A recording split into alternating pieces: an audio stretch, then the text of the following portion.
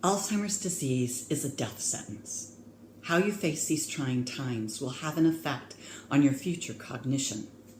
Let's identify the risk factors, as there is no single one. In fact, most people have multiple contributing factors. No wonder there is no one cure. I invite you to grab a piece of paper and a pen and write down those risk factors that are applicable to you. Age is number one. 1 in 9 people with Alzheimer's disease are 65 and older. 50% of those over 85 will have Alzheimer's disease. The disease starts 30 years before any signs or symptoms occur, and by the time they do appear, 30% of the hippocampus could be gone. Obesity. Men with a body fat of 25% and over, and women over 33% have twice the risks. Do you have hypertension or high blood pressure above 120/70? Genetics play a critical role. According to Dr. Bredesen, author of The End of Alzheimer's, if you carry the APOE4 gene inherited from one parent, you have a 30% higher risk of Alzheimer's disease. If you have the gene from both parents, you have a 50% higher risk. Why the APOE4 gene? Research has shown it plays a role in the destruction of synapses and neurons in the brain. Have you ever suffered a brain injury? Fallen off a ladder? Played contact sports? Been in a car accident?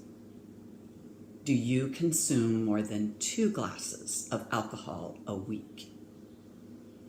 Do you have diabetes or vascular disease? Diabetes increases your risk by 50%. Are you a female? You are at higher risk. Are you a smoker? Do you suffer from sleep deprivation, less than 7 hours a night, or sleep apnea? Do you live a sedentary lifestyle? Are you retired and no longer learning new skills?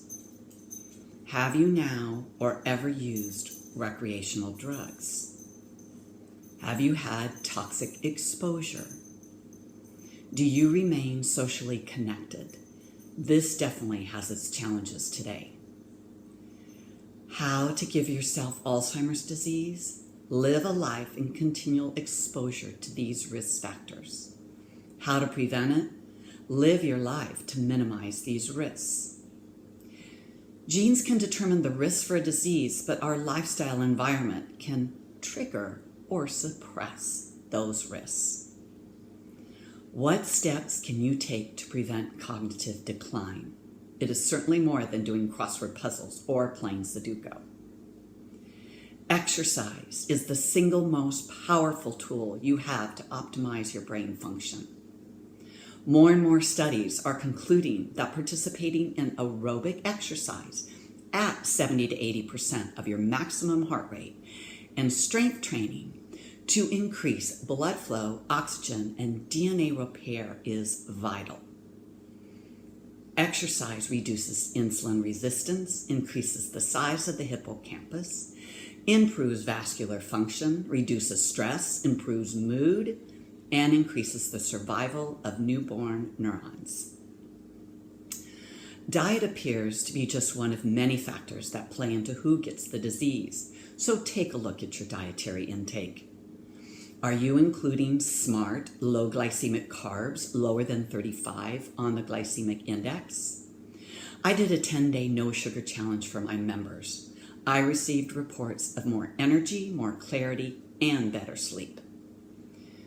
Choosing healthy fats, such as olive oil, avocados, and nuts, supports brain functioning.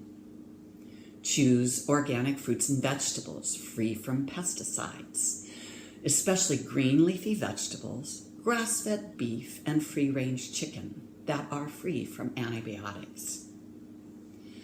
Cooking with herbs such as rosemary, thyme, sage, and saffron can enhance memory. Avoid sugar, processed foods, nothing in a bag, nothing in a box, certainly not fast food. The great Jack LaLanne used to say, if God didn't make it, don't eat it. The Mediterranean diet has been recommended and is used by the Mind Institute. It includes in your diet in vegetables, berries, nuts, olive oil, beans, or fish.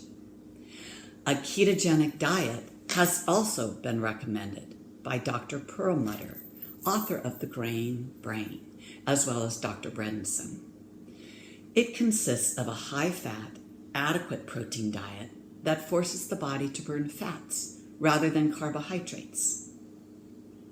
It creates a state called ketosis, which is a natural metabolic state, a secondary energy source that the body uses instead of glucose. Recently, a lot of attention has been focused on intermittent fasting for weight loss. This can be beneficial for brain health as well, as you are inducing ketosis. Dr. Bredesen calls it the Keto Flex 12/3. That means eating your last meal at, say, 7 p.m., 3 hours before bedtime, and not eating again until 7 a.m. Not impossible, and it may switch your metabolism to fat burning and insulin sensitive, which prevents Alzheimer's. I recommend eating a diet which includes healthy fats such as avocados, olive oil, fatty fish such as salmon, sardines, and trout. Nuts such as almonds, walnuts, and macadamias, and seeds such as pumpkin seeds. There is an army of supplements out there that claim to aid in cognition, and it can be overwhelming. I summed it up with 7 essential supplements that I found to be consistently recommended. Number 1, MCT oil. It creates a mild ketosis, which is optimal for cognitive function. Omega-3s. EPA and DHA, according to Dr. Daniel Amen, are fatty acids which are anti-inflammatory, build brain cell membranes, and are a component of neuronal synapses. Vitamin D3, essential for creating and maintaining brain synapses, overall brain health, and mood. Low levels have been associated with memory problems, depression, and dementia. Magnesium is vital for your body to make energy. It can relax blood vessels and play a key role in blood sugar regulation. Vitamins B6, B12, folate combat homocysteine. Homocysteine is a marker of inflammation and brain shrinkage. Melatonin. The goal for a healthy brain is 7 to 8 hours of sleep each night, giving your brain the ability to wash. This is best without sleeping pills, which can compromise cognitive function.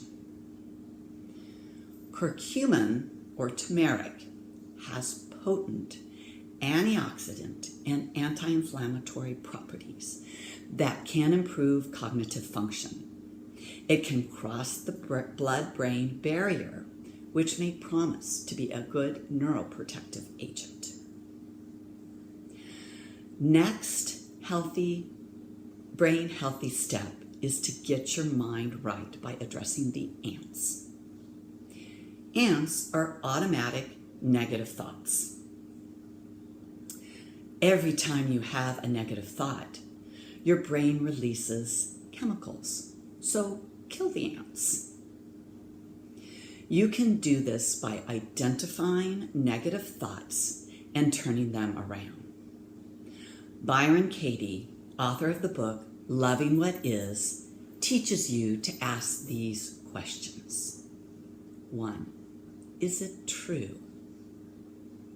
My husband never listens to me. 2. Is it absolutely true?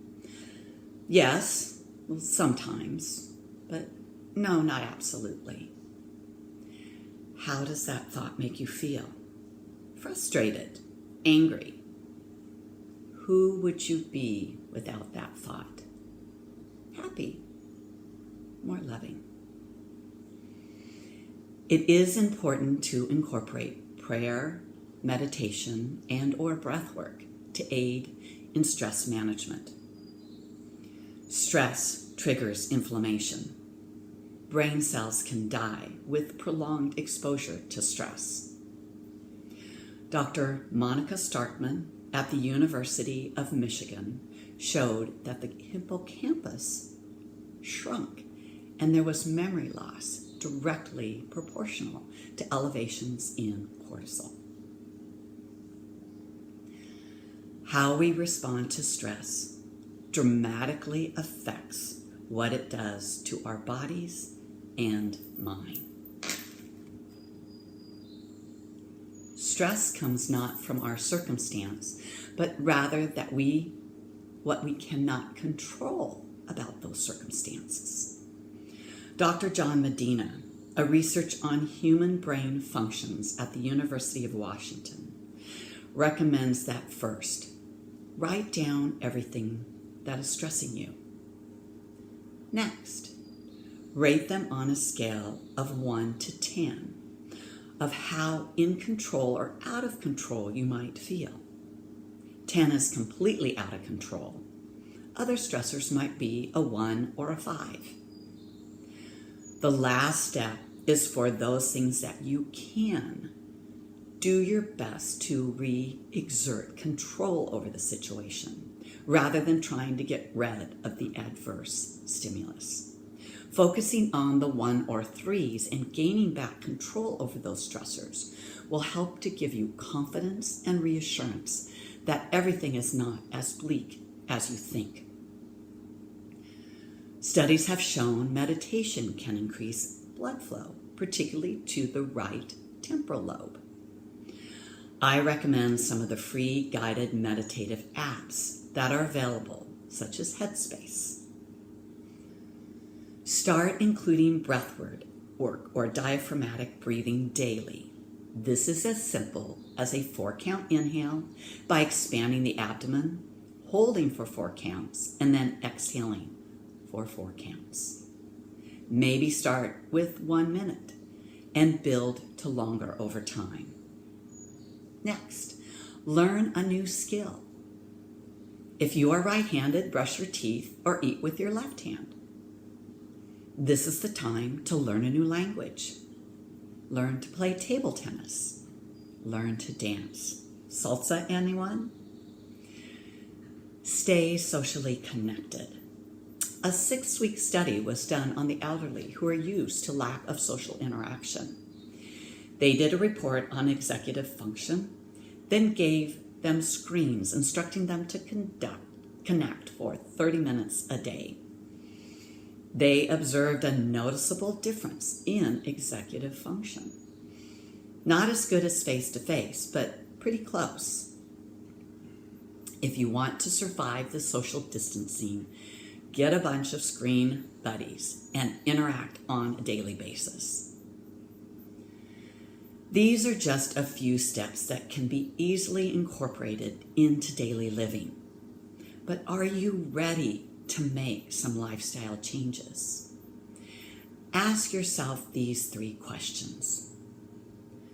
What do you value most in life, and what makes your life worth living? The answer is usually not your first response, so keep asking. It can take 4 or 5 times before you get the real response. How does being fit and healthy connect to that? And what behaviors would you like to change to help you be your best self?